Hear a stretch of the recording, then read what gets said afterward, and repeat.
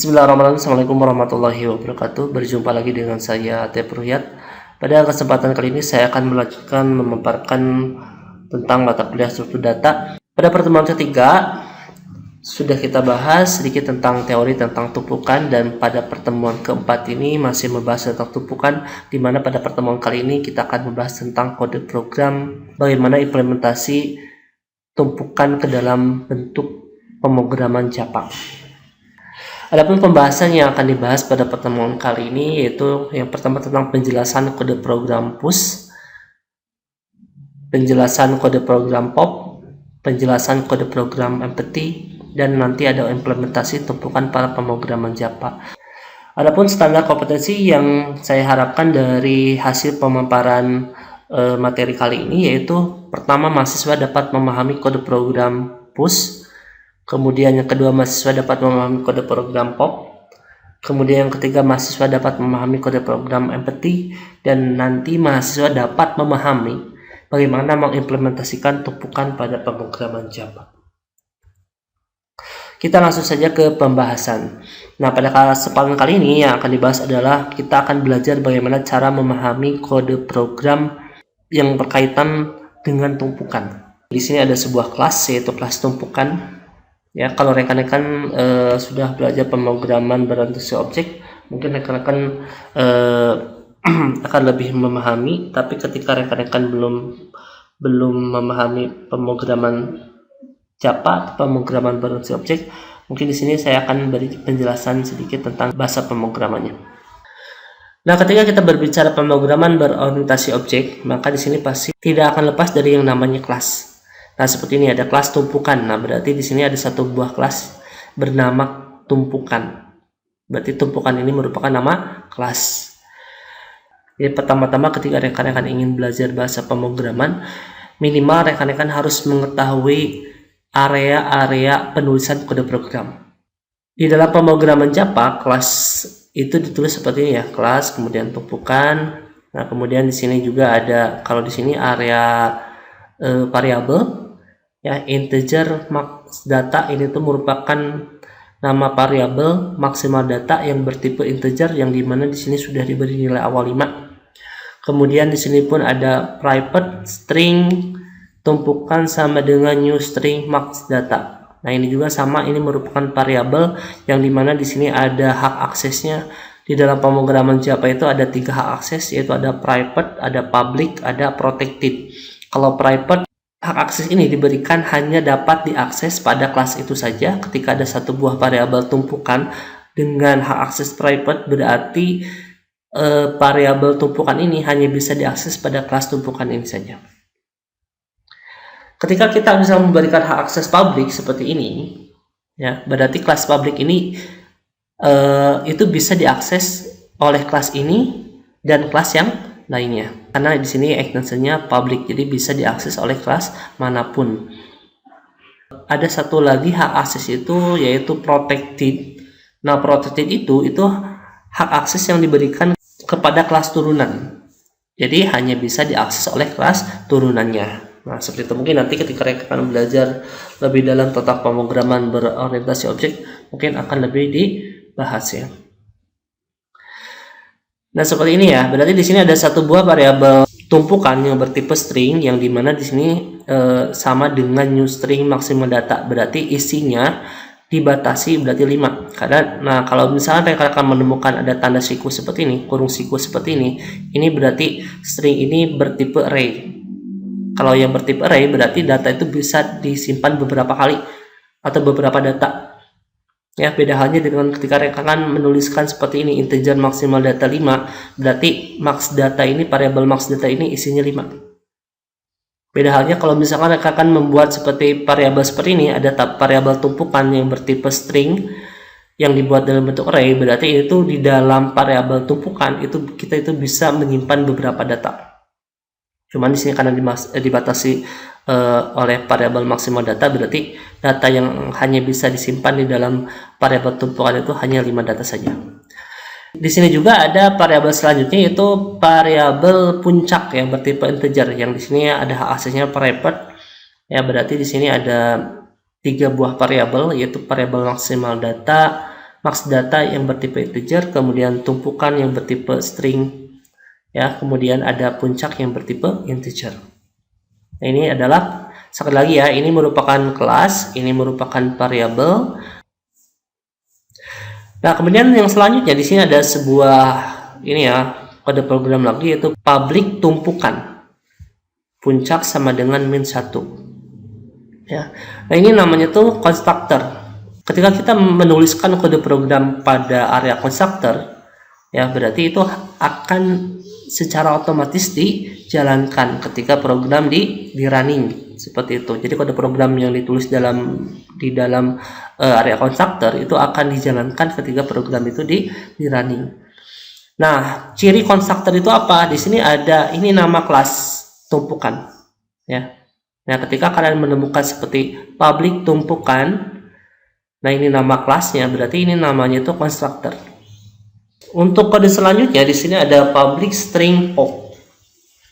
Ini ada tipe data, di sini ada sebuah nama ya, pop. Nah, ini namanya itu apa? Ini namanya itu adalah function. Kenapa function? Function itu ada cirinya. Pertama, di sini ada tipe data. Ketika kalian menemukan seperti public string pop atau mungkin tipe data yang lain seperti integer, kemudian float dan sebagainya, berarti itu mengindikasi itu ciri function. Dan satu lagi ada return. Nah, return ini merupakan ciri function juga. Ya, ketika rekan-rekan menemukan sebuah area kode program yang dimana di sini ada tipe data seperti ini, kemudian di sini ada return, nah berarti ini merupakan function. Ada pengkondisian, ada if.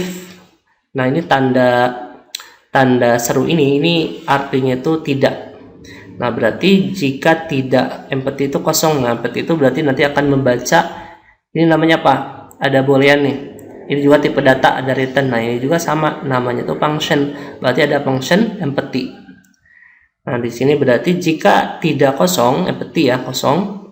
Dan maka di sini akan dibaca ini return pengembalian nilai. Return itu ya, tumpukan puncak min. Nah, ini tuh kalau diartikan puncak min seperti ini ya.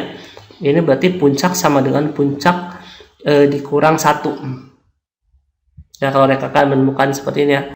Di sini ada puncak plus.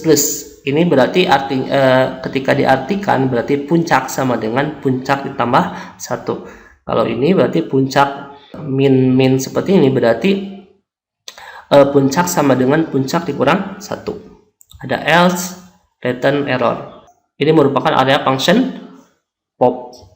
Nah, seperti yang tadi sudah jelaskan, ini merupakan bentuk function lagi, tapi di sini berarti namanya itu empty, berarti ini function empty. Dan selanjutnya di sini ada satu buah blok lagi kode program, yaitu adalah di sini public string push.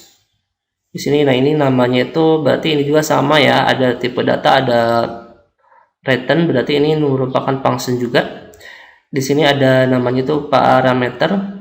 Parameter ini hampir sama dengan variabel, cuman bedanya seperti tempat persinggahan gitu ya. Ketika misalnya sebelum masuk ke dalam variabel, masuk dulu kepada parameter gitu, seperti itu. Di sini juga ada kondisi, ada if, else seperti ini, dan mungkin nanti untuk lebih jelasnya nanti akan dijelaskan pada slide selanjutnya. Baik ya, kita akan sekarang mencoba mengilustrasikan seperti function-function yang tadi, variabel-variabel yang tadi itu ketika kita akses dalam area main. Nah, ini contoh kode program yang disimpan di area main. Di sini ada tumpukan sama dengan new tumpukan. Nah, rekan-rekan sebelum rekan-rekan mempraktekkan, rekan-rekan harus mengerti terlebih dahulu maksud dari kode program ini. Tumpukan sama dengan new tumpukan. Nah, ini tuh kode program untuk apa? Ini tuh kode program untuk mendefinisikan objek pada suatu kelas. Nah, tumpukan di sini ini merupakan nama kelas. Seperti ini juga sama ya, T-nya besar. Ini merupakan nama kelasnya.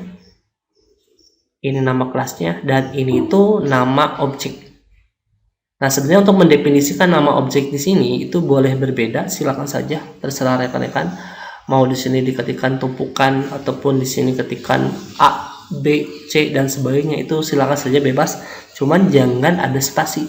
Jadi ketika kita ingin memanggil function atau prosedur yang ada pada suatu kelas, nah kita itu harus mendefinisikan terlebih dahulu objeknya. Nah seperti ini, kita akan memanggil function atau prosedur yang ada pada kelas tumpukan. Nah berarti kita harus membuat satu buah objek dulu, mendefinisikan objek dulu. Nah seperti ini, tumpukan sama dengan new tumpukan. Nah berarti di sini objeknya diberi nama tumpukan. Nah selanjutnya di sini kita tuliskan nama objeknya itu tumpukan dot push attribute, tumpukan dot push dilayuni dan seterusnya. Ketika program itu di running, yang akan dibaca itu berarti baris pertama terlebih dahulu. Setelah baris pertama, kedua, ketiga, dan seterusnya.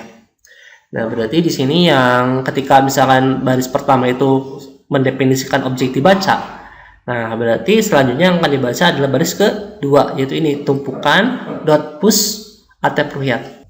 Karena di sini yang dibaca adalah function push, berarti yang akan dibaca ini, ya, function push ini. Berarti di dalam parameter data itu akan disimpan data attribute. Jadi sekali lagi ketika kode program ini dijalankan, otomatis akan membaca function push, sehingga data attribute akan disimpan dalam parameter data. Nah setelah itu berarti otomatis akan membaca baris kode program yang ada pada function push. Nah jika di sini if, ya, jika puncak sama dengan max data dikurang 1. Nah ini ada maksudnya. Nah kenapa puncak di sini isinya min 1? Coba lihat di sini. Di sini di dalam area konstruktor itu ada puncak, yang dimana puncak itu diisi dengan min 1. Berarti diberi nilai awal min 1. Sehingga ketika di sini ada variabel puncak, berarti otomatis sudah ada nilainya, yaitu min 1. Sama dengan max data 5. Kenapa max data di sini 5? Coba perhatikan di dalam variabel yang didefinisikan untuk max data itu sudah diisi nilainya itu 5. Sudah diisi nilainya 5. Ya, sehingga ketika max data dipanggil ini sudah ada nilainya 5. Saya ulang kembali. If jika puncak isinya min 1 sama dengan 5 dikurang 1, berarti maksudnya apa? Nah maksudnya ini. Berarti jika min 1 sama dengan 4, maka yang jadi pertanyaan adalah apakah min 1 sama dengan 4? Jawabannya tidak. Nah berarti karena di sini kondisinya tidak terpenuhi, karena tidak sama dengan min 1 dengan 4 itu tidak sama dengan, maka otomatis akan membaca kondisi selanjutnya. Berarti kondisinya adalah else, karena kondisi yang pertama tidak terpenuhi. Berarti sekarang membaca else. Nah, seperti yang tadi sudah saya jelaskan, ketika di sini ada puncak plus plus, berarti maksudnya itu puncak sama dengan puncak ditambah 1. Berarti hasilnya seperti ini. Tadi itu ingat ya, puncak sama dengan puncak ditambah 1 plus plus ini. Tadi puncak isinya berapa? Puncak itu isinya min 1. Nah, berarti min 1 ditambah 1 jadi berapa? 0. Nah, berarti sekarang isi variabel puncak itu yang tadinya min 1, karena di sini ada penambahan 1, berarti isinya sekarang adalah 0. Nah, berarti di sini data attribute itu akan dimasukkan ke dalam variabel tumpukan indeks ke 0. Nah, maka hasilnya seperti ini. Pada isi tumpukan indeks 0 akan diisi dengan data attribute. Nah, ketika baris ini sudah dibaca, berarti otomatis kode program itu akan membaca baris selanjutnya. Berarti yang akan dibaca adalah ini, tumpukan dot push dilayuni. Nah, sekarang akan mencoba ilustrasikan untuk data kedua. Yang harus diingat adalah tadi puncak itu nilainya berapa? Setelah dilakukan proses pemasukan data pertama, yang tadinya min 1, 0, ya, berarti puncak itu isinya 0, ya, karena sudah dimasukkan data pertama. Baik, sekarang kita bahas yang data berikutnya ya. Ketika misalnya baris ketiga dibaca, tumpukan .push dilayuni, maka otomatis data dilayuni akan disimpan di dalam parameter data, kemudian dibaca kode programnya jika puncak 0 ya. Puncak 0 sama dengan maksimal data masih 5 ya, ini dikurang 1 berarti ini ya, berarti jika 0 sama dengan 4, maka apakah 0 sama dengan 4? Jawabannya tidak. Nah, ketika tidak terpenuhi kondisi yang pertama, berarti akan membaca kondisi yang selanjutnya, akan ke sini. Nah, berarti di sini puncak kan 0 ya, isinya 0 akan ditambah 1. Berarti puncak itu isinya 1 sekarang. Ya, puncak itu isinya 1. Maka data dilayuni akan disimpan di dalam variabel tumpukan indeks 1. Nah, maka hasilnya seperti ini. Berarti tadi data tablet sudah dimasukkan ke dalam variabel tumpukan indeks 0. Nah, maka data yang kedua, data dilayuni akan disimpan di dalam variabel tumpukan indeks 1. Nah, ini baru data kedua. Nah, berarti ceritanya data kedua sudah diproses, maka otomatis akan membaca baris selanjutnya, yaitu ini tumpukan .push nafis. Nah, tapi sebelumnya tadi di dalam variabel puncak, berarti sekarang nilainya berapa? Berarti nilainya 1. Oke ya. Baik, data baris selanjutnya dibaca. Nah, ini ya, tumpukan .push nafis, berarti dimasukkan ke dalam function push. Nah, berarti data nafis akan disimpan di dalam variabel data. Kemudian, nah ini ya, puncak kan nilainya jadi 1 sekarang. Apakah 1 sama dengan 4? Berarti tidak. Nah, jika tidak, berarti akan membaca kondisi yang selanjutnya. Berarti else ini ya.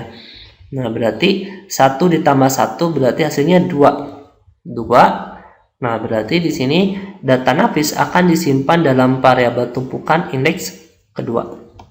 Nah, hasilnya seperti ini.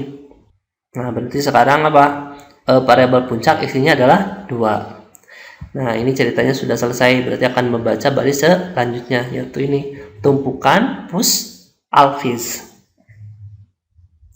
Berarti alphys akan dimasukkan ke dalam parameter data di sini ya. Kemudian dilakukan lagi proses, berarti puncak isinya itu 2 sekarang. Berarti 5. Nah, berarti di sini 2, apakah 2 sama dengan 4? Berarti jawabannya tidak. Berarti ketika tidak, kondisi pertama tidak terpenuhi, berarti akan membaca kondisi yang selanjutnya. Ini ya. Puncak isinya 2. 2 ditambah 1 berarti isinya berapa? 3. Nah, berarti di sini data alphys akan disimpan di dalam variabel tumpukan indeks 3. Nah, berarti hasilnya seperti ini. Untuk kode program ini sudah dieksekusi, berarti otomatis akan membaca baris selanjutnya, yaitu ini tumpukan .push dini. Nah, berarti dini akan dimasukkan ke dalam parameter dini. Nah, karena tadi puncaknya itu sekarang sudah jadi 3, berarti di sini 3. Max data 5 akan dikurang 1, berarti hasilnya 4. Berarti di sini apakah 3 sama dengan 4? Berarti jawabannya tidak. Berarti kondisi ini masih belum terpenuhi, berarti akan membaca kondisi selanjutnya. Nah, puncak kan 3 sekarang ya isinya. 3 ditambah 1 jadi berapa?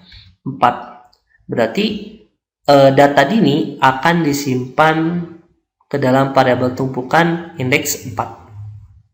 Nah, hasilnya seperti ini. Nah, berarti kode program ini sudah dieksekusi, berarti otomatis akan membaca baris selanjutnya, yaitu ini tumpukan .push tegar sekarang. Berarti data tegar akan dimasukkan ke dalam parameter data, kemudian puncak tadi isinya apa? 4 sekarang ya. Berarti 4 5 dikurang 1. Nah, sini ya. Apakah 4 sama dengan 4? Berarti jawabannya adalah sama dengan di sini. Berarti sama. 4 sama dengan 4. Nah, karena kondisi ini terpenuhi, 4 sama dengan 4, maka otomatis akan membaca ini. Ya, ini tuh system.out.println itu kode program untuk mencetak ke layar, menampilkan informasi ke layar. Nah, berarti di sini akan muncul tumpukan penuh. Dan lagi akan membaca ini ya, system.out.println, berarti data di sini berarti yang tegar, berarti tegar tidak dimasukkan. Ya, tegar. Nah, tumpukan penuh, tegar tidak dimasukkan di sini ya. Nah, yang jadi pertanyaan, kenapa tegar tidak bisa dimasukkan di sini? Ada yang tahu? Kenapa? Karena di sini tumpukan di sini adalah dibatasi. Karena tumpukannya dibatasi. Itu ini, maksimal datanya adalah 5. Ketika kita lihat dari isi tumpukannya, berarti dari mulai data pertama yaitu Atta Puruhiyat, kemudian data kedua Dila Ayuni, kemudian Nafis, Alvis, dan ini ketika kita hitung, ini sudah 5 data yang sudah kita masukkan dalam tumpukan. Ya, jadi ketika di sini muncul data yang selanjutnya yaitu data tegar, yaitu data ke-6, ya berarti di sini otomatis akan menolak. Karena apa? Karena tumpukannya sudah penuh. Nah, seperti itu. Jadi ketika rekan-rekan memasukkan data-data yang lain, ketika tumpukannya sudah dibatasi 5 dan kita memasukkan data lebih dari 5, berarti otomatis data yang lain tersebut itu akan ditolak. Ya, karena di sini sudah kita batasi maksimal datanya 5. Nah, kecuali kalau kita misalnya mengganti maksimal datanya jadi 6. Nah, berarti otomatis data tegar masih bisa dimasukkan ke dalam tumpukan. Nah, kurang lebihnya seperti itu. Baik, selanjutnya di sini yang akan dijelaskan adalah kode program pop dan empty ya. Berarti kode program pop itu yang ini ya. Dan akan berkaitan dengan function empty, karena di sini di dalam function pop itu memanggil juga function empty ya. Nah, misalkan kode program ini dibaca. Nah, ketika kode program ini dibaca, berarti yang akan dibaca adalah function pop. Ini. Nah, berarti akan dibaca adalah function pop. Nah, di sini ada sebuah kondisi, berarti ada if, seperti tadi sudah dijelaskan, ini tanda seru itu berarti tandanya tidak. Artinya tidak. Berarti if jika tidak empty, berarti otomatis ini memanggil function empty. Berarti jika tidak kosong, ya, empty itu artinya itu kosong. Berarti membaca dulu ini ya, membaca dulu function empty. Nah, return 4 sama dengan min 1 di sini.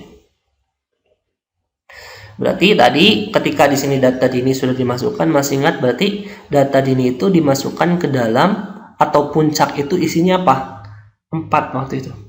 Ketika data dini dimasukkan, berarti puncak itu isinya adalah 4. Nah, maka di sini isinya juga di sini berarti ketika dipanggil variabel puncak ini berarti isinya adalah 4. Bukan min 1 lagi. Kenapa? Karena sudah melakukan beberapa proses penyisipan data. Ya, berarti jadi 4. Yang jadi pertanyaan adalah 4 sama dengan min 1. Apakah 4 sama dengan min 1? Jawabannya tidak. Karena tipe data boolean itu isinya true or false. Nah, berarti ketika di sini tidak memenuhi berarti isinya adalah false. Di sini adalah karena false berarti data itu terisi dan tidak kosong ya. Akan membaca ini karena di sini datanya tidak kosong. Berarti akan membaca return tumpukan karena tumpukan isinya 4. Nah, dikurang 1. Sekali lagi. Nah, ketika rekan menemukan program seperti ini, puncak min seperti ini, berarti artinya adalah puncak sama dengan puncak dikurang 1. Puncak itu kan isinya apa? 4 ya. Isinya 4 akan dikurang 1. Nah, berarti 4 dini akan dikeluarkan. Sehingga hasilnya seperti ini. Isi tumpukannya berarti Atta Puruhiyat, Dila Ayuni, Nafis, dan Alvis. Karena apa? Karena indeks keempat dikeluarkan. Nah, karena dikeluarkan berarti sekarang variabel puncak itu isinya berapa? Berarti isinya adalah 3. Nah, seperti itu ya. Dan nanti untuk lebih memahaminya silakan rekan-rekan install NetBeans sebagai software yang digunakan untuk praktikumnya. NetBeans ya, NetBeans-nya mau versi berapapun silakan.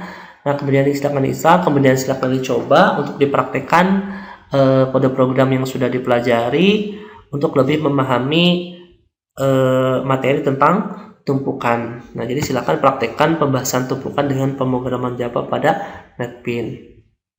Nah, mungkin itu yang bisa disampaikan pada pertemuan kali ini. Semoga video penjelasan singkat ini bisa dipahami dan rekan-rekan silakan cermati, dan semoga apa yang kita lakukan bisa bermanfaat buat kita semua.